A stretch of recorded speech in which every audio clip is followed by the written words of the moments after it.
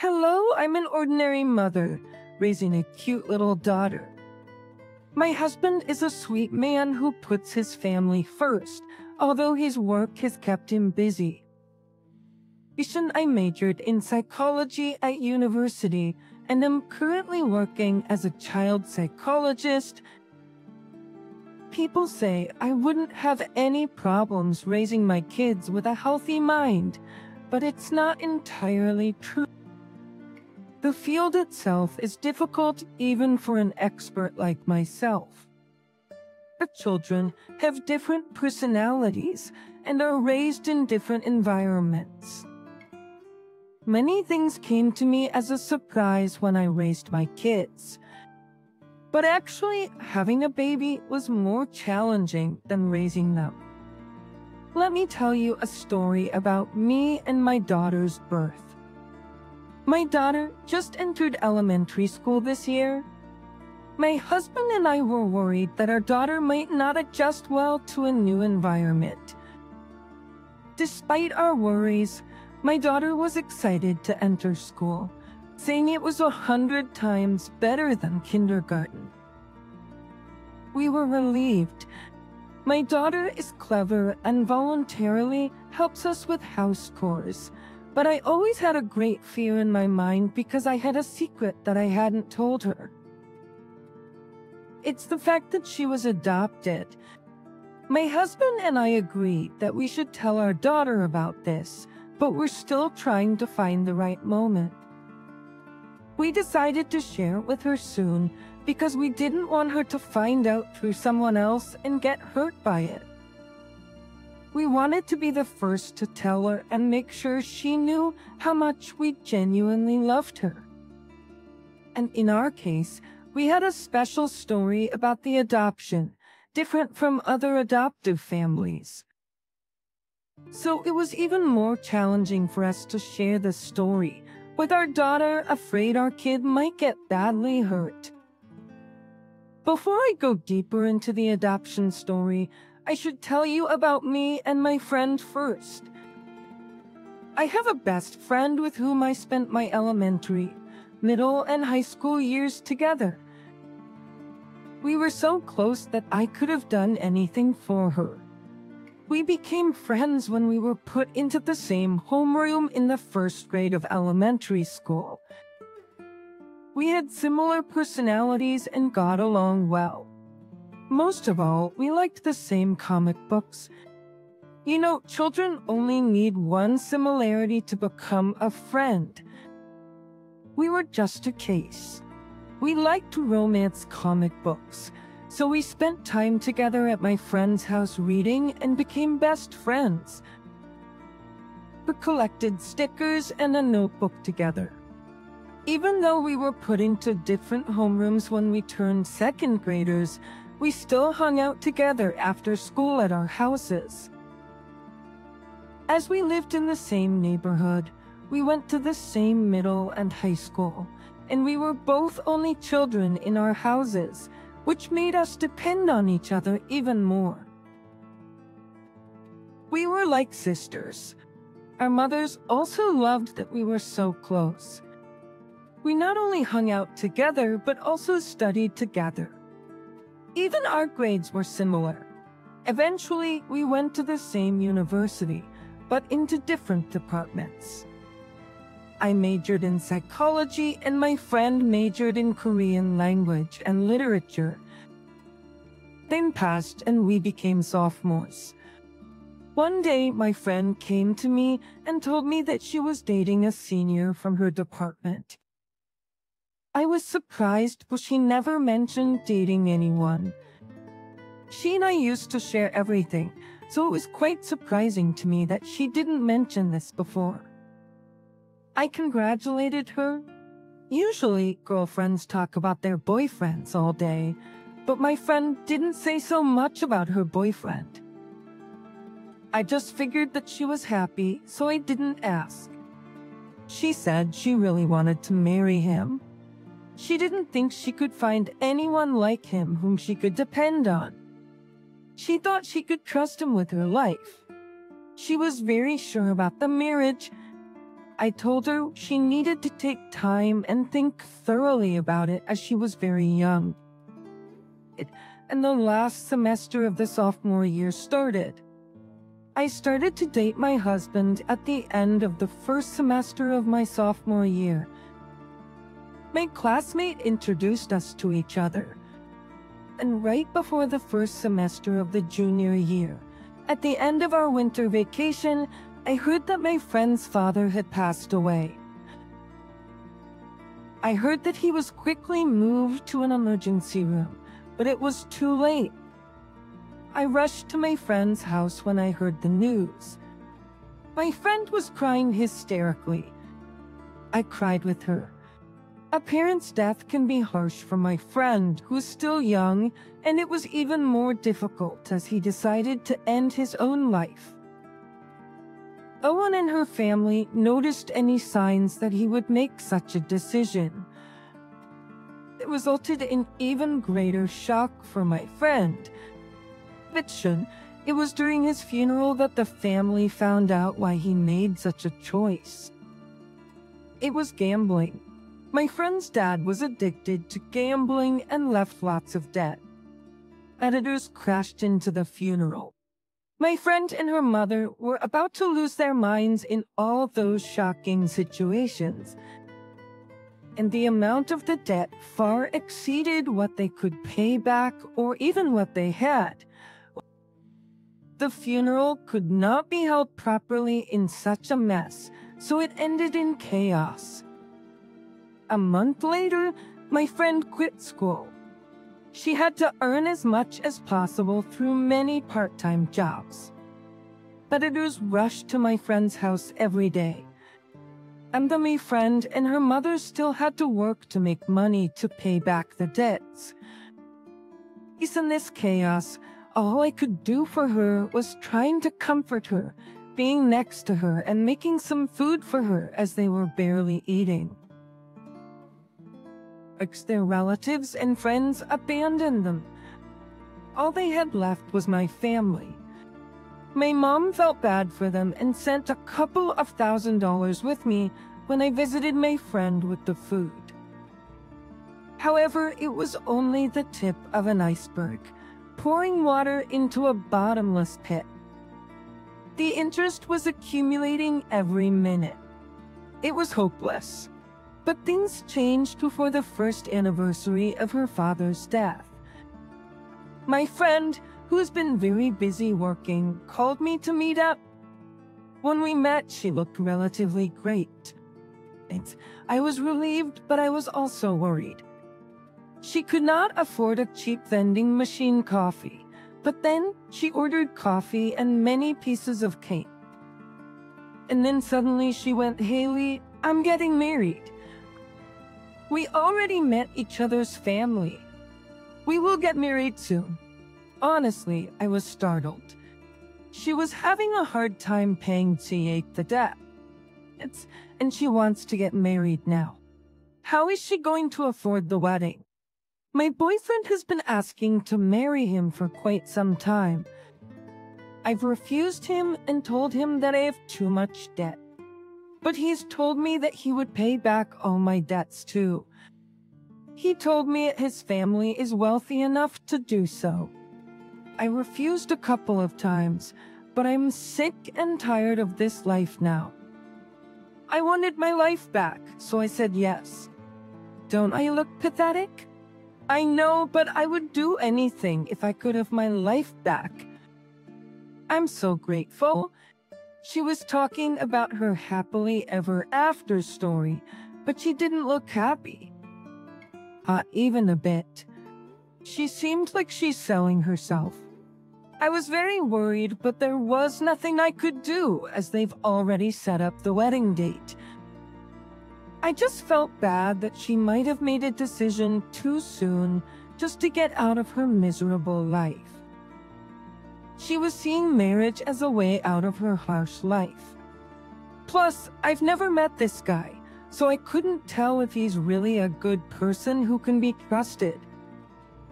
My friend read my mind and assured me that her fiancé is a good person. I was still a bit worried, but I still congratulated her and wished her a happy marriage. My mom was also surprised when she heard about the marriage. She went to my friend's mom and asked whether this marriage is okay. And my friend's mom said, "This seems like the best choice for daughters," and cried. She was crying because she was worried that her daughter might get bullied by her in-laws due to the environmental and financial imbalance of the two families. She said it's heartbreaking that she cannot financially support her only daughter's marriage. My mom told her that she'll lend her money so she can support her daughter at least a little bit. Plus, all the preparation of the wedding went very fast. Finally, the day of the wedding came. My mom and I went to the wedding. My friend once told me her fiancé is from a wealthy family, and I could see that because there were so many guests. He's having a grand wedding like this at a 5-star hotel. I thought he must be very rich. I went to the bride's prep room to see my friend. She was sitting in a room by herself. I felt bad to watch her like that, but I went to her and smiled to cheer her up. She smiled when she saw me. She said she could not invite anybody else as she lost all her contacts after she quit school. Fuck our worries. The wedding went well. Not so long after their honeymoon, however, my friend changed. At first, we talked often on the phone and met on the weekends to go shopping. But all of a sudden, I could not reach her at all. Back to when I texted her, she just replied that she's tired and she wants to stay home.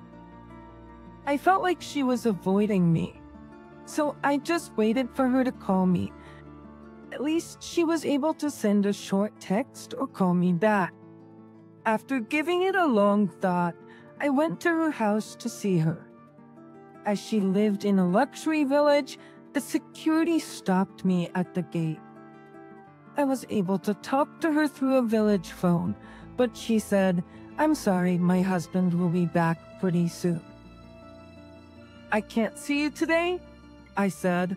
"It won't take long. I just want to see you if you're okay.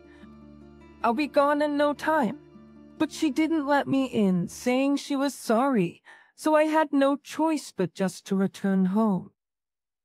I just knew something was going on, but I couldn't ask her, as there was no way to talk to her. I was very worried, but I could not share any more of my time, as it was also my final semester at the university, preparing for graduation and the job market. Occupied with my own life as a newbie to society. Naturally, my friend and I lost contact. I went to her house before the graduation, but she wasn't there. She moved out of the house. I was a bit shocked, so I called her, but it was also the number that was no longer used. I tried to call her mother, but her mother was also disconnected. I went to my friend's mom's house, but she had already moved out. It was like they evaporated from the world. I was angry and felt betrayed. It even made me think if she ever thought of me as her friend. My mom tried to comfort me by saying that they must have their own stories, but nothing could convince me then. Soon, I graduated from the university and got a job right away at a child mental health care center. My boyfriend was already settled in an architecture company. After half a year, my boyfriend asked me to marry him. As I also wanted to marry him, I said yes. We got our blessings from both parents and everything went well. I missed my friend even more on the day of my wedding. Since not having the person who I thought I would have for sure made me feel empty.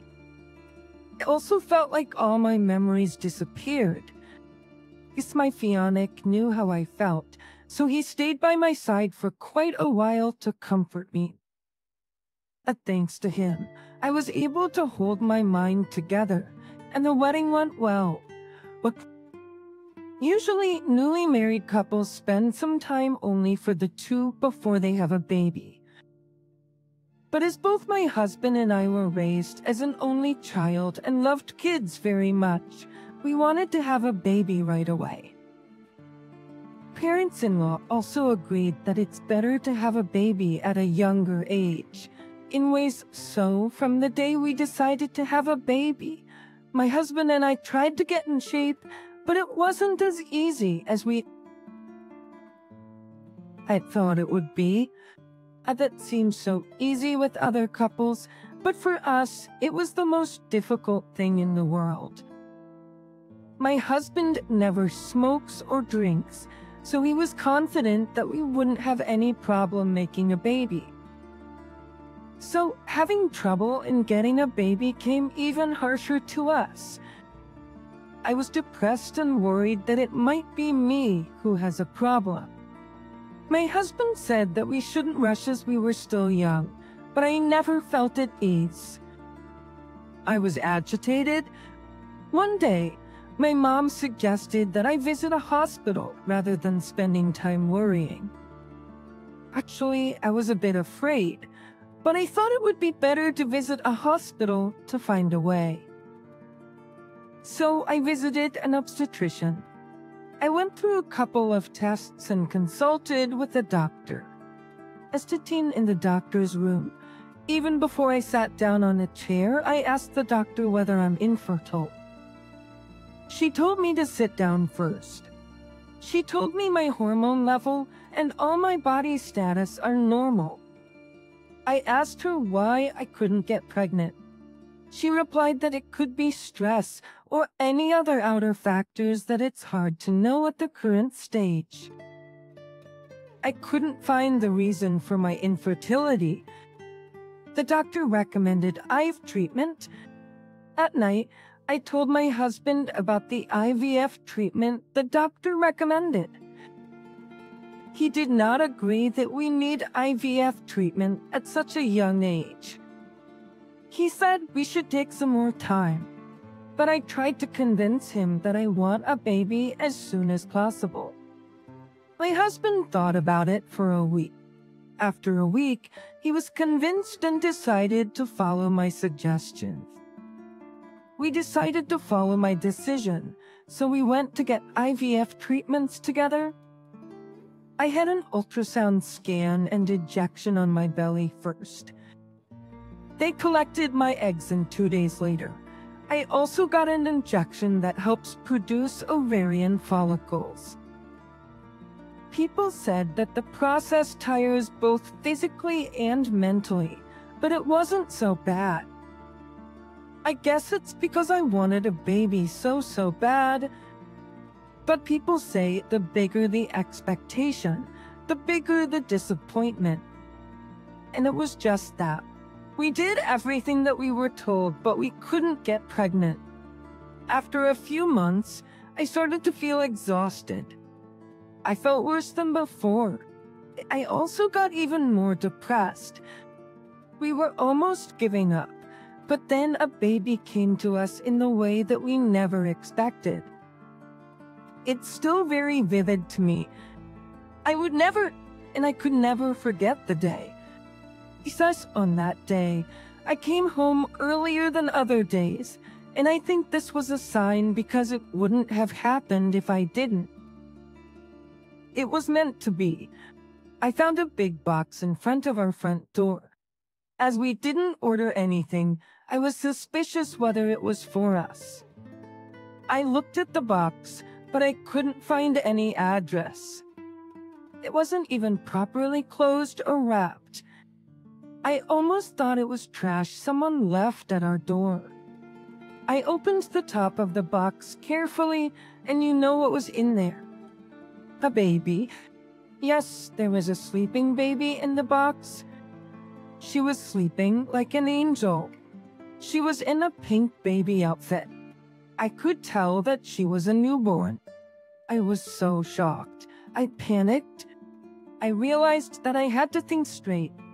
I took her into the house first and called my mom. Mom told me I should call the cops, and I was going to, but the baby was holding the tip of my shirt with her little hands. I just couldn't let her go from my arms. It felt like she was desperately holding my shirt with the instinct that she needs me to survive. So I just stood on the spot for a while. I felt her heartbeat, and I had an amazing experience where my heartbeat followed hers. Feeling the baby's heartbeat for a while, I thought the person who left her at my door doesn't deserve to be a parent. Some people have to put their everything just to have a baby, and someone's just leaving the baby in front of someone else's door. I also thought God was being harsh. My husband and I weren't blessed with a baby, even though we desperately wanted a baby. A baby came to people who don't deserve her, which resulted in this tragedy. If she came to us, this would have not happened. And later in my bedroom, I just couldn't take my eyes off her. I was looking at her thinking that she's the most precious thing. Then I thought this could be a present for us from above, and that she came to us for a reason. As when someone leaves a baby at someone else's door, there's a high chance that the baby is not registered with a birth certificate. But as adoption laws have changed recently, if the baby is not registered, she cannot be adopted. Maybe that was why the mother left her at my door. If I called the police, as my mom told me to, she would end up in a foster home or orphanage. If that's the case, I thought it would be better if we became parents for her. So I didn't call the police yet and waited for my husband to come home. Whoever abandoned the baby, they might come back. We should keep her here just in case they want her back. And if they don't, we can raise her. He couldn't hold his anger and sadness when he saw the baby, saying, "How can a human being abandon such a precious little thing?" He even cursed them for making such a cruel choice. And I told him that I want to raise her myself. His reaction sort of gave me certainty that I should do this. He seemed to be convinced a little. He agreed that it seems better to keep her with us than sending her to center or a foster home.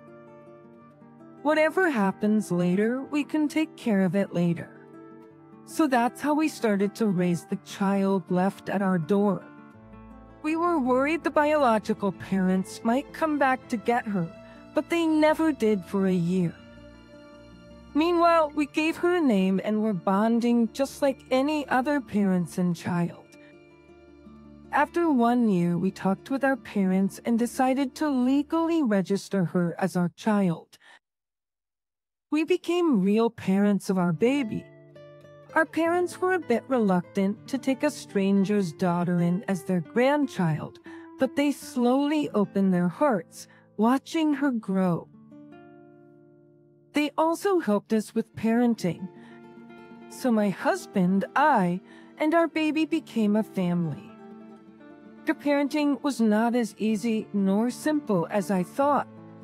I had to live according to the baby's daily pattern, staying awake both in daytime and at late night. But I was grateful every day. My husband also was in love with her. He called our daughter's name on the way into the house after work. Even though I didn't bear her, she was definitely my daughter. Our daughter. She grew up healthy and bright. Overall family atmosphere changed too. She brightened up everyone. He's having her in our family put smiles on our faces, and she also was energy to our daily lives. One day, my father-in-law held her in his arms and said, "She is a treasure of our family." He added that if it wasn't for her, we would not have felt this happy. He was another strong supporter of our decision. Time passed and my daughter became 3. That with the help of my mom and mother-in-law, I was also able to work again. One day, I was getting ready to get to work and was about to leave my house to go to my mom's house. Someone knocked on the door. I opened the door and found a stranger. My husband was not home, so I felt a little nervous. I asked him who he was. He said, "Are you Karen?" I said, "I am." He hesitated for a moment and said, "I'm Molly's husband." I was shocked because that's my friend's name, and he was not the man I know as my friend's husband. I said he's lying, and he said that my friend married him 2 years ago. I asked him where my friend is and how she's doing. Then the guy just looked at my daughter in sadness, I would say. It was creepy, so I hid my daughter behind my back and told him that I would call him later as I have to go to work now. Then he went, "Is she your daughter?" I said yes. Then all of a sudden, he burst into tears. I was nervous watching him cry. I didn't want my neighbors to misunderstand, so I just took him into my house. I called my work and said that I would have to take a day off with illness. And I sat with the guy in the living room, across from each other. He cried for a while and then he started to talk. My wife died a couple of months ago. And for a moment, I felt dizzy, as if I had been hit hard on my head. My daughter was whining in my arms, which got me back to my senses. Then tears went down my face. I could not hold on to my tears and ended up crying my eyes out. When I cried, my daughter also cried. I cried for quite a while with my daughter in my arms. The guy tried to call me and said, "My wife left a letter with me. I think it's for you and it's why I'm here." And he handed me a letter. I laid my daughter next to me and started to read the letter. It was my friend's handwriting, but what she wrote was shocking. I couldn't believe it. My friend, whom I thought was having a happy marriage, was having the worst marriage ever. Her husband, who used to be nice and sweet before the marriage, started to reveal his real self after the wedding. He wanted my friend to live in a way that he wanted, and if she refused his demand, he became violent. My friend had to measure her weight every morning and night and report to him. He went crazy if she gained even a half a pound, and she was only allowed to wear the clothes he picked for her, as well as the makeup he chose. Up to top of that, she was not allowed to talk to any men other than her husband. One time, she talked to a man who delivered a parcel, and he didn't allow her to talk to anyone outside of the house or even call or text for a whole week. He didn't stop her from meeting me at first, but he didn't allow her to anymore at some point. One day, my friend told her mother, who came to her house, that she wanted to divorce him, and the husband who heard this started to beat her right away.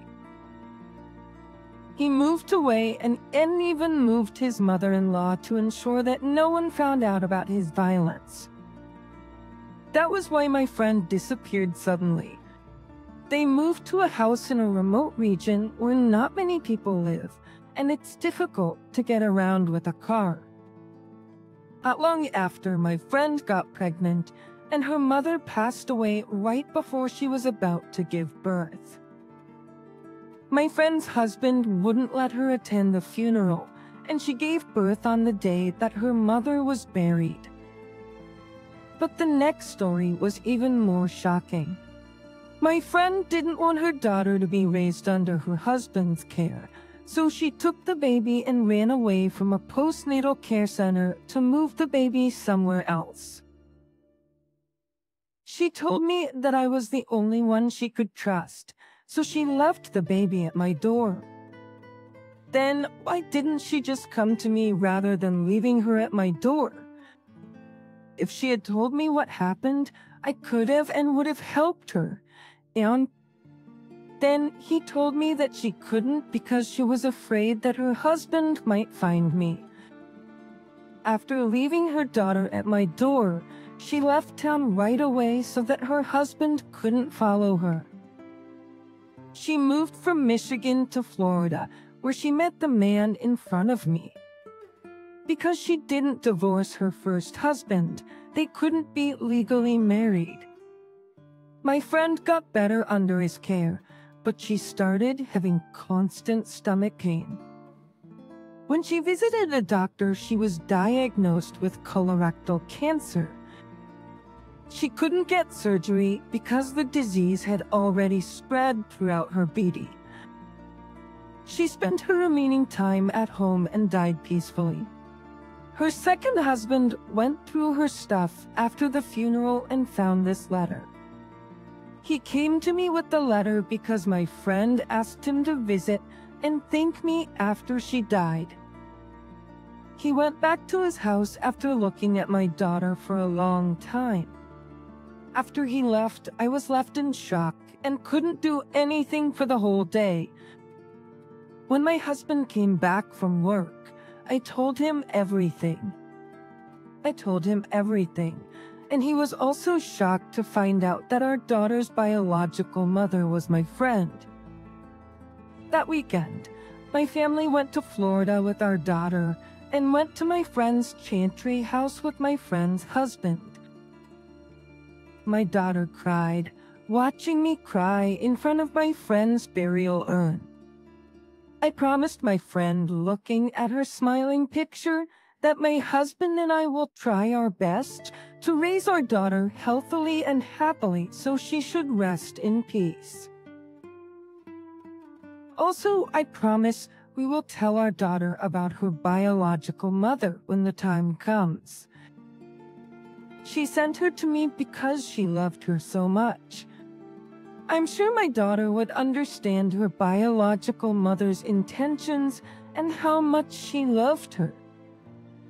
Sharing this story with you is also giving me strength to share the story with my daughter, with a stronger belief that my daughter will understand how much we all love her. Thank you for listening to my story. I hope all of you have a happier life with strength and stronger bonds. Please leave your words of support and wise advice in the comment section. These likes and subscriptions help me a lot. Have a wonderful day, everyone.